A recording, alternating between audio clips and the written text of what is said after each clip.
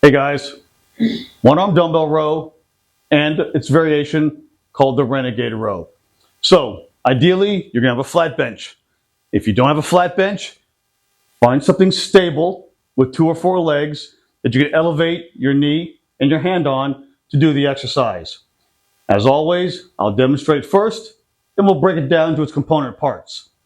So, to begin,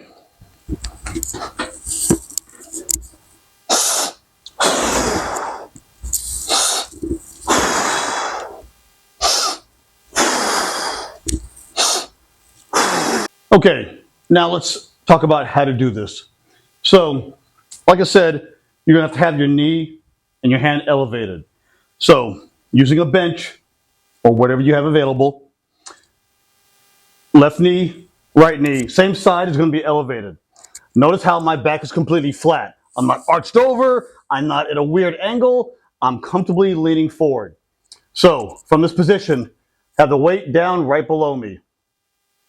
Because this is a pulling exercise, you want to think of your hand as a hook.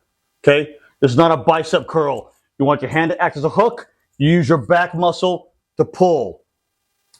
As you see the way I'm demonstrating right now. So, having said that, in this position, grab the weight. Begin with the weight right underneath your shoulder like this. When you begin the pull, don't think of it going up and down like this. Use the analogy of sawing wood. If you have, then you understand exactly what I mean. If you've never sawn wood before, you're going to move it in a diagonal position from here with your elbow coming towards your hip. Down like this with your elbow coming back towards your hip. And thus with the weight, it looks like this.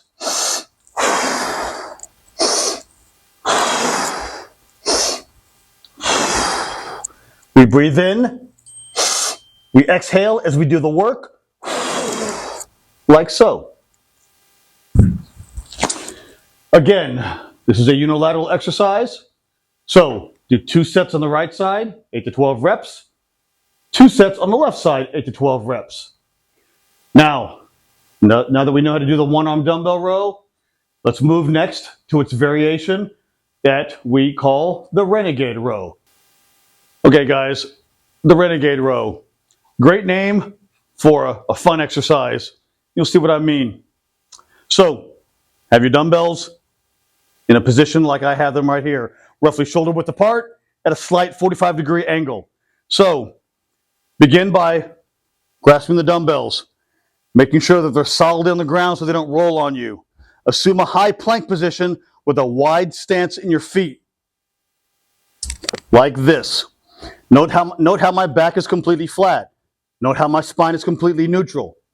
So, Renegade row, as before, let me demo, then we'll break it down. So, begin.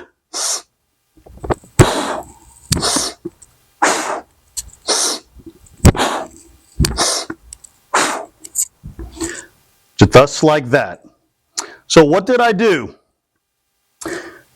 Just like the one-arm dumbbell row, you're going to use your back, and you're going to pull the dumbbell from this position on the floor up towards your rear hip. Obviously, to maintain your balance, you're going to have a slight lean to the opposite side. This is where having your core nice and tight is very important. So, observe. Big breath in. Exhale as I slightly turn. Up here, bring it down. Mechanics of the Renegade row, take 1. Let's break down the Renegade row and talk about the biomechanics.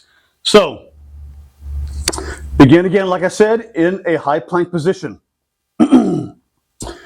When you row, and just like we did on the flat bench, use your arms as hooks, pull with the back. So, when I row, you see there's a slight weight transfer to the opposite side. There has to be, or I won't have balance.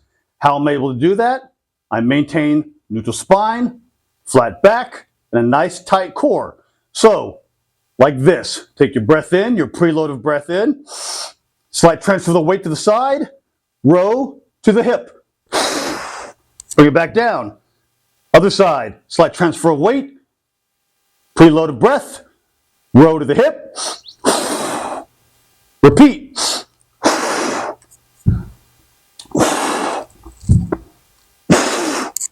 Just like that. So when doing this, 3 sets, 10 reps. As you row, once in the right, once in the left, that's 1 rep. Okay? Any questions, any concerns? You know how to reach me. Now let's go. All right, guys, next exercise. A goblet squat from a sit to stand position, and then the goblet squat by itself. So, like I've been doing, let me demo first, then we'll break it down. The seated sit to stand goblet squat.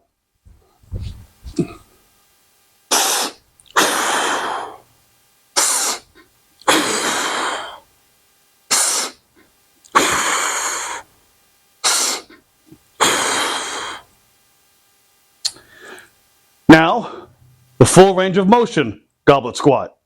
From the side,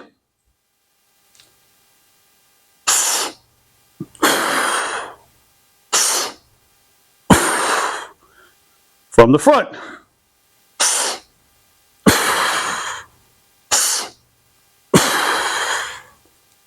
just like that.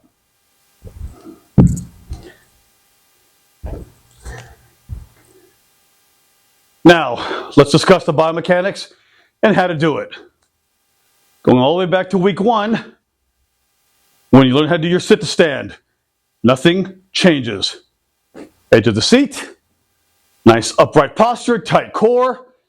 Only difference now is you're adding resistance to the exercise. So, it's called a goblet squat because when you hold the dumbbell, you're holding it in a position so your hands look like a goblet. I did not name this, I just know what it's called. Send comments later. Dumbbell like this in the goblet position, close to the body. Don't hold it out there. Keep the core nice and tight, elbows tucked in close to your chest. When you're ready, take your preloaded breath in, push through your heels and stand up. Reset. Just tap your butt on the seat, come right back up.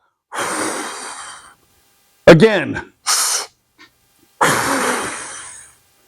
Just like that. This variation, 3 sets, 8 to 12 reps.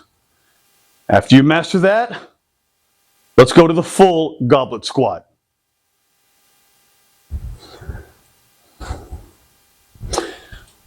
Okay, the full goblet squat. Standing position, slightly wider than shoulder width. Taking the dumbbell, holding it in the goblet position. Right in front of your chest, elbows tucked in tight, core nice and firm. Inhale as you descend. Push through your heels and exhale. Do not lock your knees out. Keep your knees always flexed, maintaining constant tension on your quads. Make sure your back is flat. Make sure you're nice and upright. Don't let your butt or your hips wobble forward to the side. So, from the front, one more time.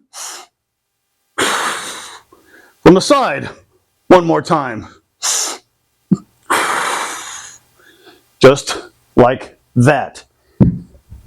4 sets, 8 to 12. Let's do it. Okay, guys, back to core training. This is a dumbbell standing core exercise. So, real quick, people train abs for aesthetics. People train abs for functional fitness. It's okay to look like you have a washboard set of abs, but it's even better to have abs that will enhance your ability to do everyday activities and athletic performance while still looking good. What we're showing you right now is the latter, not the former. So, like anything else, let me show you how to do it, then I'll explain to you how to do it. So, dumbbell here.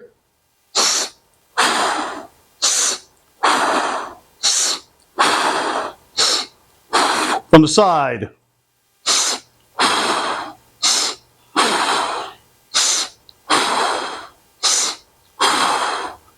So, let's talk about how to do it. Okay, dumbbell standing core, let's talk mechanics. So you saw me do it. Let's talk about doing it. If using a weight is a little bit too challenging for you right now, that's okay. Ditch the weight. Go back to week 2, where we did the high knees, and go back to doing those things until you're ready to try with the weight. When introducing resistance to existing exercises you've already learned, you don't need to go super heavy. For those that want to know, this is a 25-pound dumbbell. When I usually do this exercise, I could use 35 or 40-pound dumbbells. You don't have to. Again, we lift not for ego, we lift for function and for performance. Take a 5-pound dumbbell, take a 10-pound dumbbell, whatever you're comfortable with. So, having said that, shoulder width stance. Okay, take your dumbbell, both hands, almost in a rack position like you were doing before on the dumbbell clean and press, but you're using both hands. You're holding up here at shoulder height, right here, nice tight position, tight core, nice straight neutral spine. Could hold this position forever. So from this position, take your preload of air, shift the weight slightly for balance, bring it back down, bring it back down. As you lift and as you exhale, imagine you're sucking your belly button in towards your spine.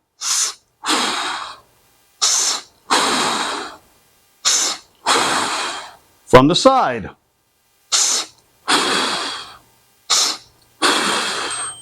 Now, what you might experience in the beginning, as you're doing this, you might start to get a little bit shaky. It might feel a little bit heavy. That means you're doing a little bit too heavy. Go to a slightly lighter dumbbell. In the beginning, when you're doing this, you might do your high knees a little bit faster, like this, until you learn your balance. Once you learn your balance, as you do your high knees, hold it, pause it. That engages the core more. It makes you work the core harder. Just like that. So, 3 to 4 sets, 8 to 12 reps, your turn.